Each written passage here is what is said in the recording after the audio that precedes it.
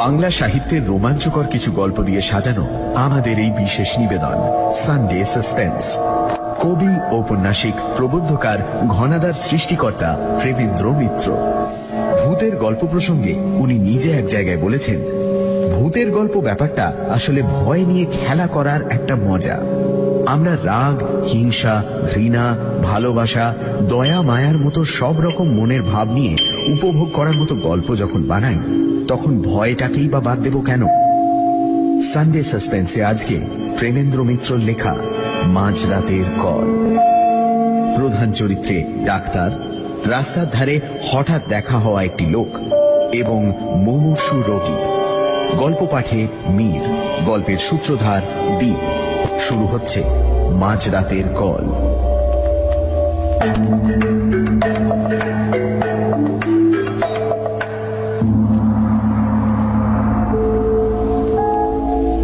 যে 5টা ইন্দ্রিয় দিয়ে আমরা পৃথিবীকে জানি, তাদের ত্রুটি অনেক রকম ভুল তাদের হয়।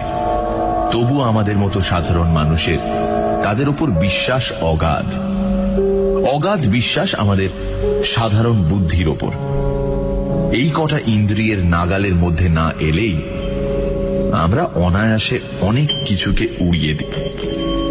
বুদ্ধি দিয়ে আমরা কঠিনভাবে সত্য বা মিথ্যা বলে সবকিছুর উপর রায় দিই, কিন্তু এমন অনেক জিনিস আছে যা সত্য মিথ্যার মাঝামাঝি জগতের, যেখানে বুদ্ধি থই পায় না, ইন্দ্রিয় হার মেনে যায়। সেই রকম একটা কাহিনী আজ বলতে বসেছি। গোড়ায় নিজের একটু পরিচয় দেওয়া ভালো। পশ্চিমের কোনো একটি মাঝারি গোছের সমৃদ্ধ শহরে আমি ডাক্তারি করি। শহরের নামের কোনো প্রয়োজন এ গল্পে নেই, সুতরাং নামটা নাই করলাম। সেদিন রাত্রে শহরের প্রায় বাইরে বহু দূরের একটা কল সেরে একলাই ফিরছিলাম। একে দারুণ শীত এবছর, তার উপর রাত অনেক হওয়ায় ঠান্ডা অত্যন্ত বেশি পড়েছিল। পুরু গোটা কত গরমের জামা থাকা সত্ত্বেও সব ভেদ করে মনে হচ্ছিল ঠান্ডা হাওয়া আমার পাঁজরার ভেতরে গিয়ে ঢুকছে। আসছিলাম আমার পুরনো মোটরে। এ মোটর আমি আজ 10 বছর ধরে একাই চালিয়ে ফিরছি, কিন্তু এখন মনে হচ্ছিল সঙ্গে একজন শফার থাকলেই বুঝি ভালো হতো। এই দারুণ শীতে স্টিয়ারিং হুইল ধরে সমস্ত হাওয়ার ঝাপটা সহ্য করার যে কষ্ট আর কিছু নেই। আমাদের শহরটি অত্যন্ত ছড়ানো। বড় বড় কয়েকটি রাস্তাকে আশ্রয় করে চারিধারে অনেক দূর পর্যন্ত সে বিস্তৃত হয়ে আছে, কিন্তু জমাট বাঁধেনি। অনেক সময় এক প্রান্ত থেকে আরেক প্রান্তের মধ্যে শুধু একটি নির্জন রাস্তা ছাড়া আর কোনো যোগ নেই। যে রাস্তা দিয়ে আসছিলাম সেটিও অত্যন্ত নির্জন। দুধারে মাঝে মাঝে হর্তুকি বা মহুয়া গাছ, আর রাস্তার দুধারে শুধু শূন্য অসমতল মাঠ। তার ভেতর বাড়িঘর নেই বললেই হয়। কে বাড়ি করবে নির্জন জায়গায়? অন্ধকারে অবশ্য এসব কিছুই দেখা যাচ্ছিল না। আমার মোটরের মিটমিটে আলোয় সামনের পথের খানিকটা দেখা যাচ্ছিল মাত্র। যেতে যেতে মনে হচ্ছিল অন্ধকারের সমুদ্রই যেন আমার মোটরের আলোয় কোনো রকমে কেটে চলেছি। শীতের দরুন কষ্ট পেলেও বেশ নিশ্চিন্ত মনেই চলেছিলাম। আমার কারটি পুরনো হলেও মজবুত, বেয়ারাপন আসে না। আধ ঘন্টার মধ্যেই বাড়ি পৌঁছে গরম লেপের মধ্যে আরাম করে যে শুতে পাবো এ বিষয়ে কোনো সন্দেহ ছিল না। অন্ধকার রাস্তার নিস্তব্ধতার উপর শব্দের ঢেউ তুলে আমার মোটর চলেছে দ্রুত গতিতে। নিজেকে যথাসম্ভব ঢাকাঢুকি দিয়ে রেখে ভেতরে বসে আমি শুধু আমার গরম বিছানাটার আরামের কথাই ভাবছি। ডাক্তারদের মতো পরাধীন আর কেউ নয়। তবু মনে হচ্ছিল একবার বাড়িতে পৌঁছতে পারলে প্রাণের দায় ছাড়া শুধু পয়সার জন্য আর আমায় কেউ বের করতে পারবে না। এখন কোন রকমে 20-25 মিনিট কাটলেই হয়। কিন্তু হঠাৎ অপ্রত্যাশিত এক ঘটনায় সুখ স্বপ্ন আমার ভেঙে গেল। আমার একান্ত সুস্থ সবল মোটর থেকে থেকে কেমন অদ্ভুত একরকম ধাতব আর্তনাদ করতে শুরু করেছে। মোটরের এরকম আচরণের কোনো কারণই খুঁজে পেলাম না। আজ দুপুরেই আমার মোটরের ভালো রকম সেবা শুশ্রূষা হয়ে গেছে। কোন রকম রোগের আভাস তার ভেতর তখন ছিল না। হঠাৎ তার এরকম আকস্মিক বিকারের কারণ তবে কি? এই দারুণ শীতের রাত্রে অন্ধকার নির্জন এই পথের মাঝে মোটরের এই বেয়াড়াপনায় সত্যি ভীত হয়ে উঠলাম। এখনো প্রায় 7-8 মাইল পথ বাকি। রাস্তার মাঝে মোটর সত্যি অচল হয়ে গেলে করব কি? এই রাত্রের ডাকেও সঙ্গে লোক না আনার নির্বুদ্ধিতার জন্য এবার নিজের উপরই রাগ হচ্ছিল। সঙ্গে একজন লোক থাকলে তবু বিপদে অনেক সাহায্য পাওয়া যেত। দেখতে দেখতে মোটরের আর্তনাদ আরো বেড়ে উঠল। সঙ্গে সঙ্গে মোটরের বেগও মন্থর হয়ে আসছে বুঝতে পারলাম। মোটর চালনার সমস্ত বিদ্যা প্রয়োগ করেও সুরাহা কিছু করতে পারলাম না। কাতরাতে কাতরাতে খানিক দূর গিয়ে আমার মোটর হঠাৎ রাস্তার মাঝে এক জায়গায় একেবারে থেমে গেল, আর তার নড়বার নাম নেই। চেষ্টার আমি তখনও ত্রুটি করলাম না, কিন্তু আমার পীড়নে অস্ফুটভাবে একটু কাতরোক্তি করে ওঠা ছাড়া আর কোনো সাড়া সে দিল না। ভয়ে দুর্ভাবনায় সত্যিই তখন আমার সমস্ত দেহ আড়ষ্ট হয়ে এসেছে। মোটর ফেলে এই দারুণ শীতের মাঝে 7-8 মাইল জনহীন পথ হেঁটে যাওয়ার কথা তো কল্পনা করা যায় না। এই মাঠের মাঝে মোটরে সারা রাত কাটানো অসম্ভব। এখন উপায়? ডাক্তার বাবু! হঠাৎ বুকের ভেতর হৃৎপিণ্ডটা যেন লাফিয়ে উঠল। এই জনশূন্য পথে এমন সময় কে ডাকলে? আবার শুনতে পেলাম, ডাক্তার বাবু! এদিক ওদিক অন্ধকারে তীক্ষ্ণ দৃষ্টি নিক্ষেপ করে এবার দেখতেও পেলাম পথের ধারে ঝাঁকড়া একটা গাছের পাশে আবছা একটি দীর্ঘ শীর্ণ মূর্তি দেখা যাচ্ছে।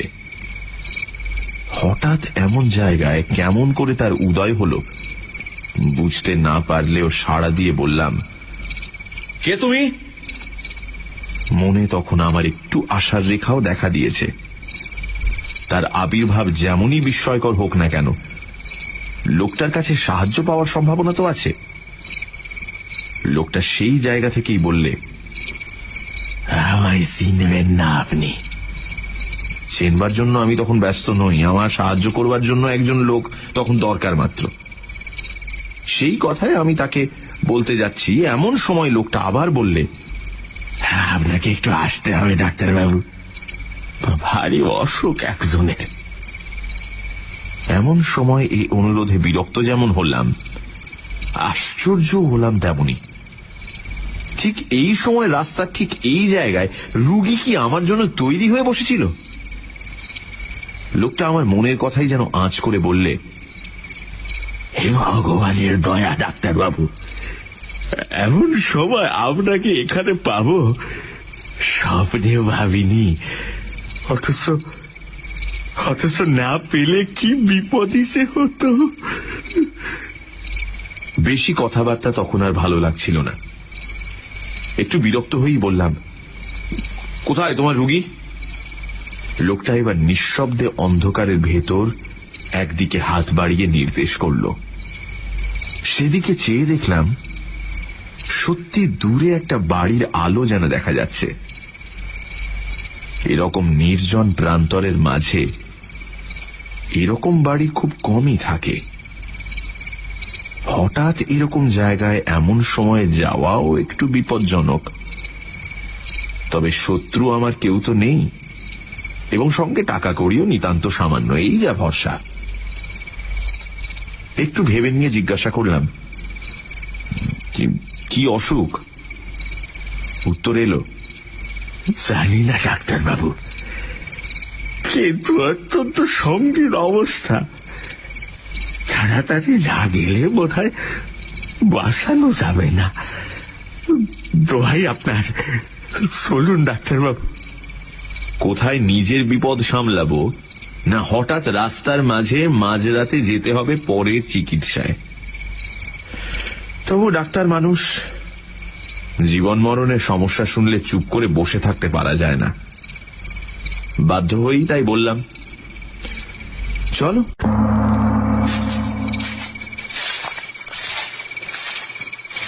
মাঠের ওপর দিয়ে সরু একটা পথ, অন্ধকারে ভালো দেখাই যায় না। তাই ধরে লোকটার পিছু পিছু মিনিট 5 হেঁটে একটি বাড়ির উঠোনে এসে দাঁড়ালাম। সামনে একটি ঘরের দরজা থেকে আলো দেখা যাচ্ছে।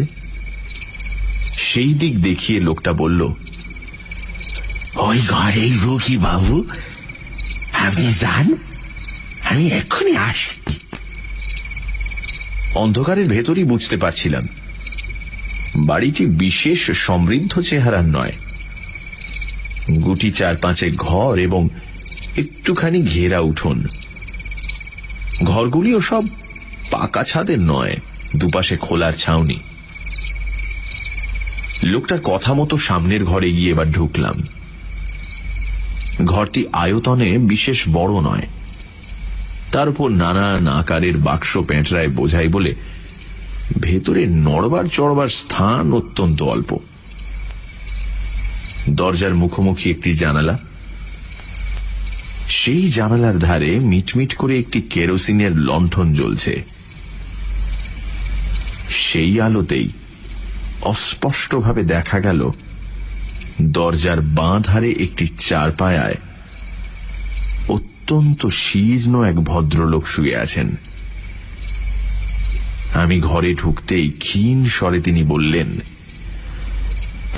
এসেছেন ডাক্তারবাবু, আপনার দয়া কখনো ভুলব না, বসুন। ঘরের ভেতর এদিক ওদিক চেয়ে বসবার জায়গায় একটি মাত্র দেখতে পেলাম। জানালার কাছে চারপায়া থেকে অনেক দূরে একটি বেতের মোড়া। সেইটাই টেনে চারপায়ার কাছে বসবার উদ্যোগ করতে ভদ্রলোক আবার ক্ষীণ স্বরে বললেন, বসুন বসুন, ওইখানে বসুন। আগে আমার রোগের কথা বলি, শুনুন। একটু হেসে এবার সেইখানেই বসলাম। রোগীদের নানা অদ্ভুত বাতিকের সঙ্গে আমার যথেষ্ট পরিচয় আছে।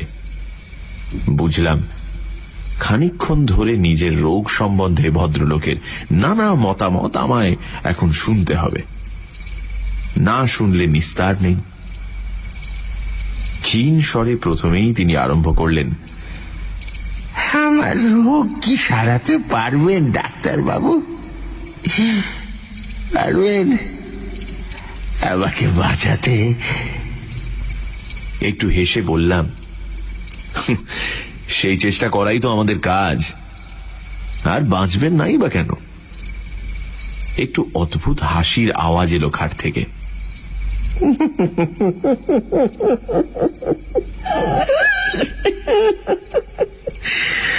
বাঁচতে পারি তাহলে ডাক্তারবাবু? কেমন? বললাম, পারেন বই কি। কি এমন হয়েছে আপনার? না, তেমন আর কি হয়েছে।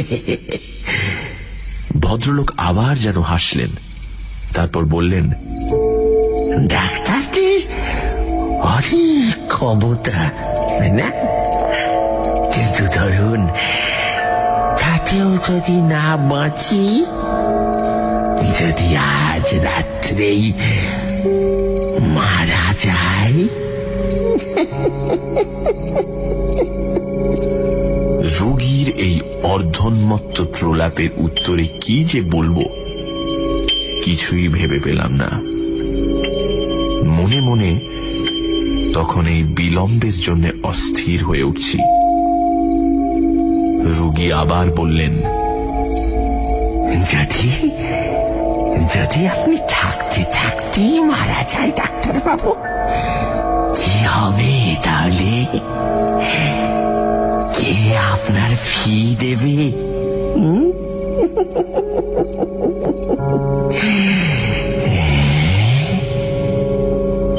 আচ্ছা, পাগল রোগীর পাল্লায় তো পড়া গেছে। বললাম, যদি নেহাতি তাই হয় তাহলে ফি না হয় নাই পেলাম। আমরা শুধু ফির জন্যই সবসময় আসি না। তা বটে, তা বটে। পৃথিবীতে ভালো লোক, পৃথিবীতে মনুষ্যত্ব তাহলে এখনো আছে না ডাক্তার বাবু? কিন্তু ফির ব্যবস্থা আমি করে রেখেছি ডাক্তার বাবু। হঠাৎ যদি মরে যাই তাহলে ওই বাক্সটি খুলে ফেলবেন, বুঝেছেন ডাক্তার বাবু? ওই বেতের ছোট্ট বাক্সটি, ওই বাক্সটি। ভদ্রলোকের স্বর আরো মৃদু হয়ে এলো। ওই বাক্স থেকে আপনার প্রাপ্য টাকা নেবেন, আরো একটা জিনিস নেবেন ডাক্তার বাবু। বলুন, নেবেন তো? একটু বিরক্ত হয়েই বললাম, কি?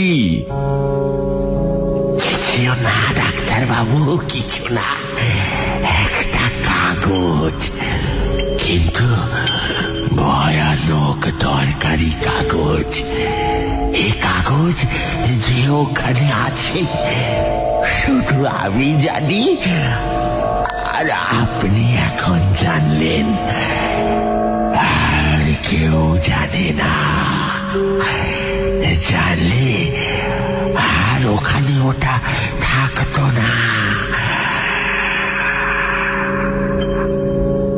ভদ্রলোক একটু চুপ করে থেকে একটু হেসে আবার বললেন, এ বাড়িতে কাউকে দেখতে না পেয়ে ভাববেন না যেন আমার কেউ নেই। আমার অনেক আত্মীয় আছে, ওত পেতে আছে আমার মরার অপেক্ষায়। শুধু শুধু তাদের বিশ্বাস আজ আমি হয়তো মরব না। তাদের বিশ্বাস মরবার আগে আর আমি কিছু করব না, তারাই পাবে সব। আমি এবার বলতে যাচ্ছিলাম, আপনার অসুখটা সম্বন্ধে। অসুখ তো দেখবেনি, তার আগে আর একটা কথা বলিনি। ওই কাগজটি আমার উইল ডাক্তার বাবু, আমার ছেলের নামে উইল। সে ছেলেকে আমি ত্যায্য পুত্র করেছিলাম একদিন, কোথায় আছে তাও জানি না। কিন্তু জানেনি তো, রক্ত জলের চেয়ে ঘন। আর বেশিক্ষণ অপেক্ষা করা যায় না। মোড়া থেকে উঠে পড়ে আমি বললাম, এইবার আমি দেখতে পারি? খাট থেকে আওয়াজ এলো, দেখুন।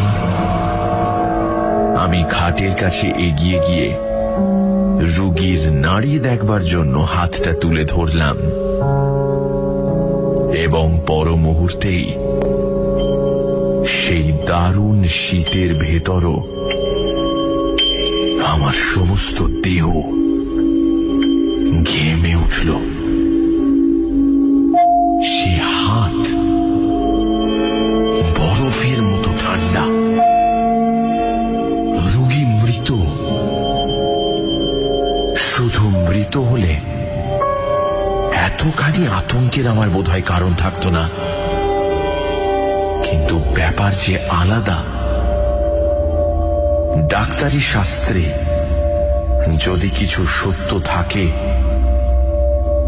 তাহলে এই রোগী এইমাত্র কখনোই মারা যায়নি। তার মৃত্যু হয়েছে অনেক আগে, কয়েক ঘন্টা আগে। সমস্ত দেহ তার কঠিন।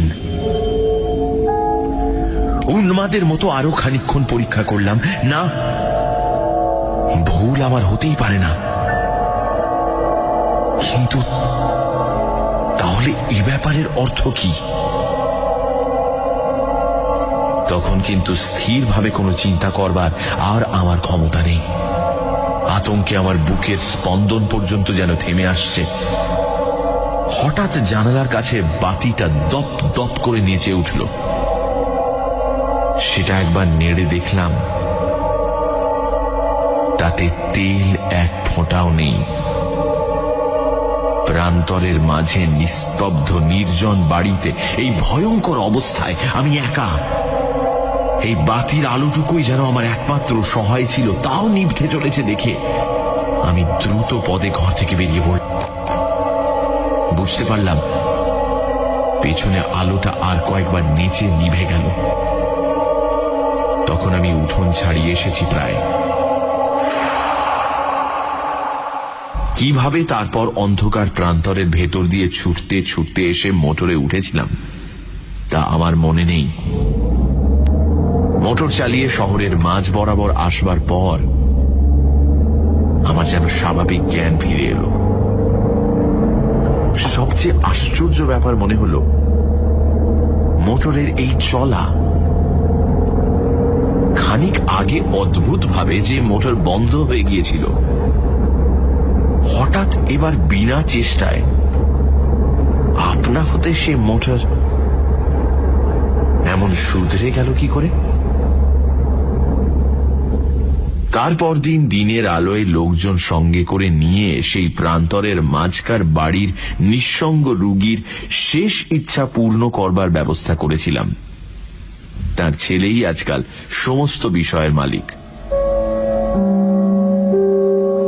সেদিনকার রহস্যের স্বাভাবিক মীমাংসা কিন্তু আমি এখনো করতে পারিনি।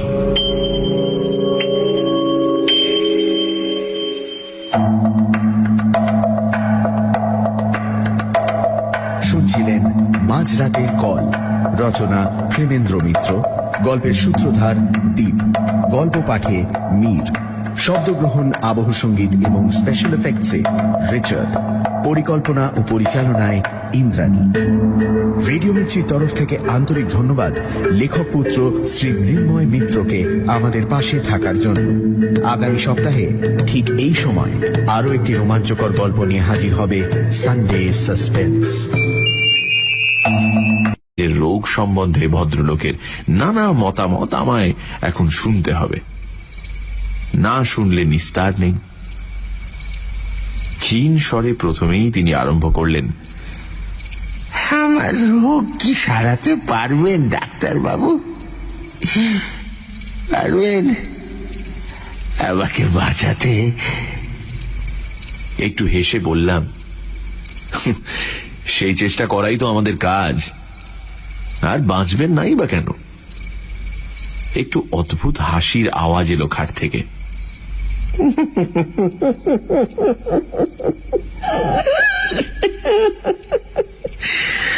বাঁচতে পারি তাহলে ডাক্তারবাবু?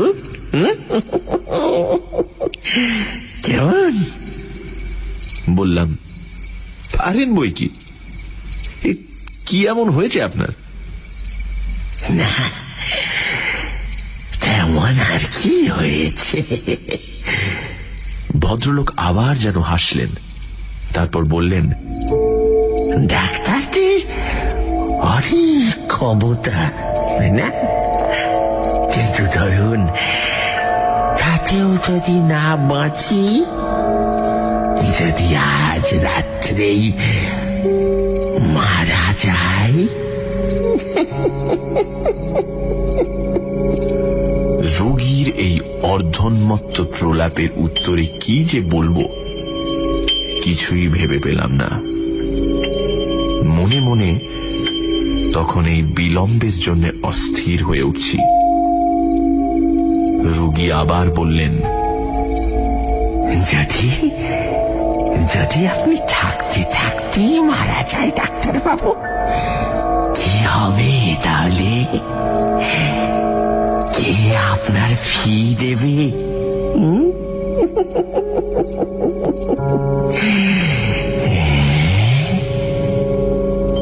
আচ্ছা, পাগল রোগীর পাল্লায় তো পড়া গেছে। বললাম, যদি নেহাতি তাই হয় তাহলে ফি না হয় নাই পেলাম। আমরা শুধু ফির জন্যই সবসময় আসি না। তা বটে, তা বটে। পৃথিবীতে ভালো লোক, পৃথিবীতে মনুষ্যত্ব তাহলে এখনো আছে না ডাক্তারবাবু? কিন্তু ফির ব্যবস্থা আমি করে রেখেছি ডাক্তারবাবু। হঠাৎ যদি মরে যাই তাহলে ওই বাক্সটি খুলে ফেলবেন, বুঝেছেন ডাক্তারবাবু? ওই বেতের ছোট্ট বাক্সটি, ওই বাক্সটি। ভদ্রলোকের স্বর আরো মৃদু হয়ে এলো। ওই বাক্স থেকে আপনার প্রাপ্য টাকা নেবেন, আরো একটা জিনিস নেবেন ডাক্তারবাবু। বলুন, নেবেন তো? একটু বিরক্ত হয়েই বললাম, কি? কিছু না ডাক্তারবাবু, কিছু না। একটা কাগজ, কিন্তু ভয়ানক দরকারি কাগজ। এই কাগজ যে ওখানে আছে শুধু আমি জানি, আর আপনি এখন জানলেন, আর কেউ জানে না। জানলে আর ওখানে ওটা থাকতো না। ভদ্রলোক একটু চুপ করে থেকে একটু হেসে আবার বললেন, এ বাড়িতে কাউকে দেখতে না পেয়ে ভাববেন না যেন আমার কেউ নেই। আমার অনেক আত্মীয় আছে, ওত পেতে আছে আমার মরার অপেক্ষায়। শুধু শুধু তাদের বিশ্বাস আজ আমি হয়তো মরব না। তাদের বিশ্বাস মরবার আগে আর আমি কিছু করব না, তারাই পাবে সব। আমি এবার বলতে যাচ্ছিলাম, আপনার অসুখটা সম্বন্ধে। অসুখ তো দেখবেনি, তার আগে আর একটা কথা বলিনি। ওই কাগজটি আমার উইল ডাক্তারবাবু, আমার ছেলের নামে উইল। সে ছেলেকে আমি ত্যায্য পুত্র করেছিলাম একদিন, কোথায় আছে তাও জানি না। কিন্তু জানেনি তো, রক্ত জলের চেয়ে ঘন। আর বেশিক্ষণ অপেক্ষা করা যায় না। মোড়া থেকে উঠে পড়ে আমি বললাম, এইবার আমি দেখতে পারি? খাট থেকে আওয়াজ এলো, দেখুন। আমি খাটের কাছে এগিয়ে গিয়ে রোগীর নাড়ি দেখবার জন্য হাতটা তুলে ধরলাম, এবং পর মুহূর্তেই সেই দারুণ শীতের ভেতরও আমার সমস্ত দেহ ঘেমে উঠল। সে হাত বরফের মতো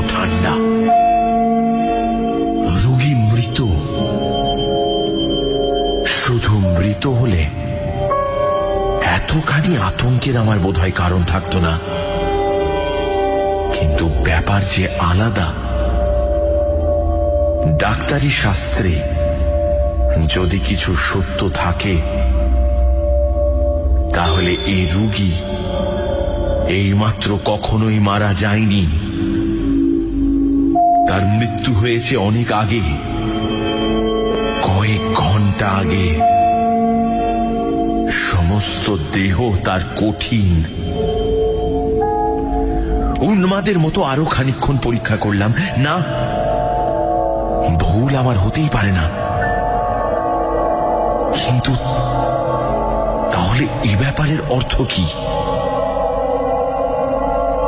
তখন কিন্তু স্থিরভাবে কোনো চিন্তা করবার আর আমার ক্ষমতা নেই। আতঙ্কে আমার বুকের স্পন্দন পর্যন্ত যেন থেমে আসছে। হঠাৎ জানালার কাছে বাতিটা দপ দপ করে নেচে উঠল। সেটা একবার নেড়ে দেখলাম, তাতে তেল এক ফোঁটাও নেই।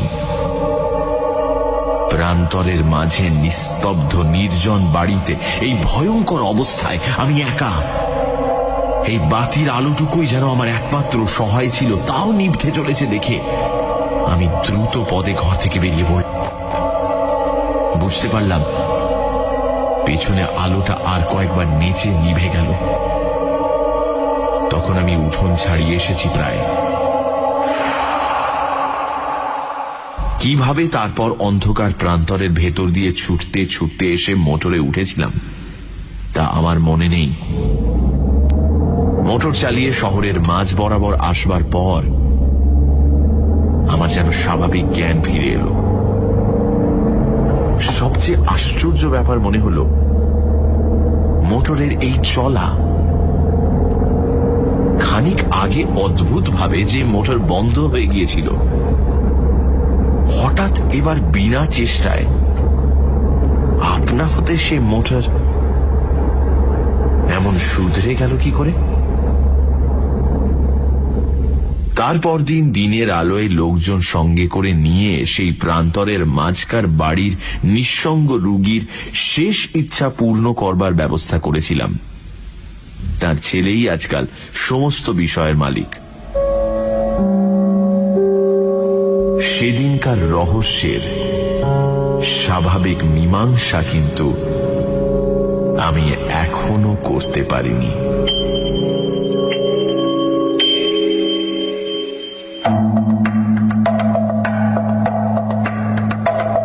শুনছিলেন মাঝরাতের কল। রচনা প্রেমেন্দ্র মিত্র। গল্পের সূত্রধার দীপ। গল্প পাঠে মীর। শব্দগ্রহণ, আবহ সঙ্গীত এবং স্পেশাল এফেক্টসে রিচার্ড।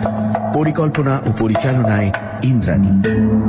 রেডিও মির্চির তরফ থেকে আন্তরিক ধন্যবাদ লেখক পুত্র শ্রী মৃন্ময় মিত্রকে আমাদের পাশে থাকার জন্য। আগামী সপ্তাহে ঠিক এই সময় আরো একটি রোমাঞ্চকর গল্প নিয়ে হাজির হবে সানডে সাসপেন্স। বলে এতখানি আতঙ্কের আমার বোধহয় কারণ থাকতো না, কিন্তু ব্যাপার যে আলাদা। ডাক্তারি শাস্ত্রে যদি কিছু সত্য থাকে, তাহলে এই রোগী এইমাত্র কখনোই মারা যায়নি। তার মৃত্যু হয়েছে অনেক আগে, কয়েক ঘন্টা আগে।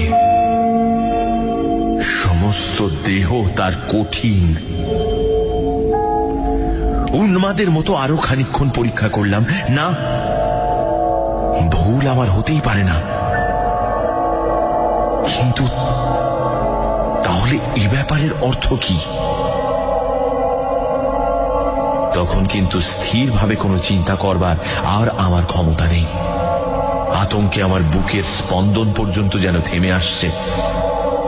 হঠাৎ জানালার কাছে বাতিটা দপ দপ করে নেচে উঠল।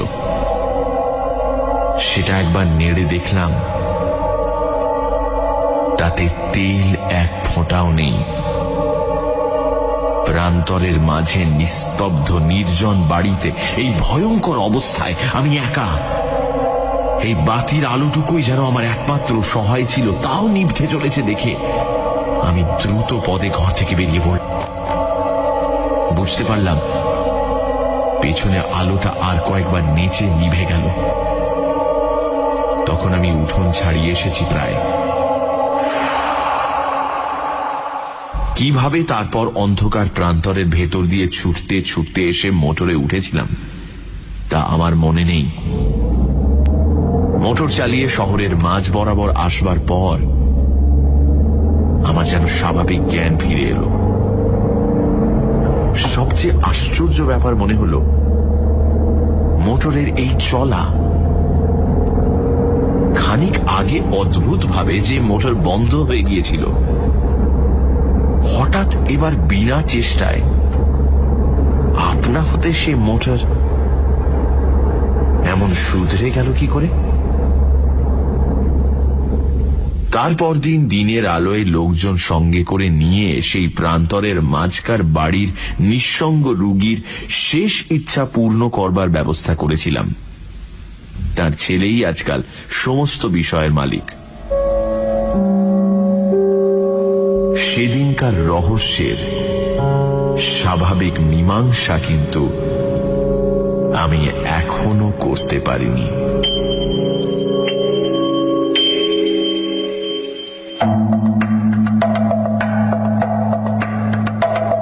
শুনছিলেন মাঝরাতের কল, রচনা প্রেমেন্দ্র মিত্র, গল্পের সূত্রধার দীপ, গল্প পাঠে মীর, শব্দগ্রহণ, আবহ সঙ্গীত এবং স্পেশাল এফেক্টসে রিচার্ড, পরিকল্পনা ও পরিচালনায় ইন্দ্রাণী।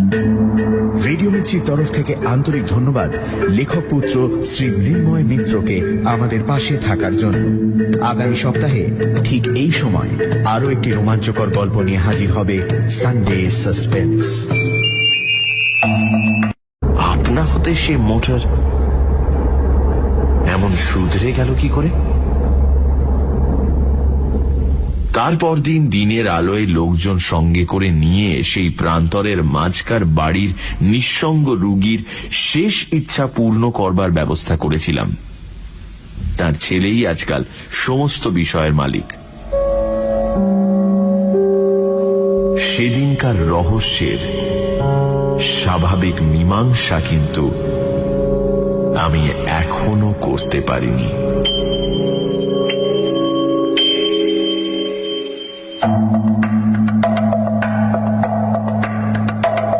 শুনছিলেন মাঝরাতের কল, রচনা প্রেমেন্দ্র মিত্র, গল্পের সূত্রধার দীপ, গল্প পাঠে মীর, শব্দগ্রহণ, আবহ সঙ্গীত এবং স্পেশাল এফেক্টসে রিচার্ড, পরিকল্পনা ও পরিচালনায় ইন্দ্রাণী।